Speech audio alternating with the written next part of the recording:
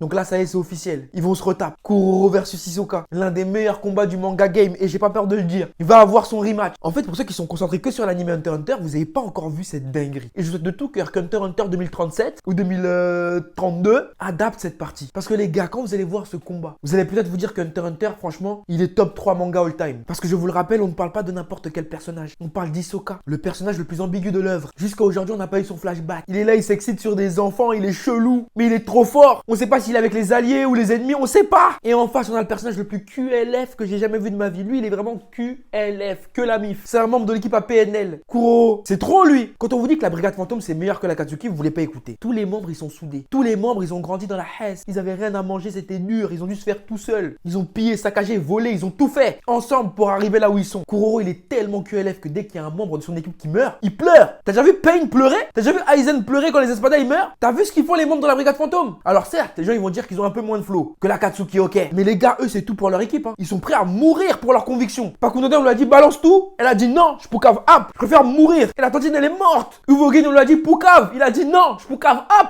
Il est mort. Et eux tous, ils ont voué toute leur confiance à un seul boug, Kuroro. C'est magnifique. Là, pour ceux qui sont pas à jour, je vais spoiler, donc partez. C'est important, quittez la vidéo. Je vous le redirai pas deux fois. Mais en soi, Kuroro, il vient d'apprendre à l'instant qu'Hisoka a buté d'autres de ses gars. Donc le mec, il devient fou, il se contrôle plus. Il veut le massacrer, il veut l'éteindre. Et les rôles se sont inversés. Hisoka qui était excité dès le premier combat est maintenant plus calme. Et là, Kuroro, lui, commence à perdre tout discernement. Est-ce que vous vous rendez compte de la dinguerie? À la base, dans les shonen classiques, c'est Kurapika qui aurait dû affronter le boss. Non, vraiment, Togashi, t'es fort. T'es fort, c'est très très puissant ce que tu proposes. Moi, je n'ai qu'une hâte, c'est de voir ce combat. Mais bien évidemment, actuellement, le temps que ce combat soit adapté en animé, les plus jeunes auront peut-être des enfants d'ici là. Et moi, peut-être même que mes cheveux, ils seront full up blancs. Mais je vais regarder quand même. Pour la culture, pour l'histoire, c'est important.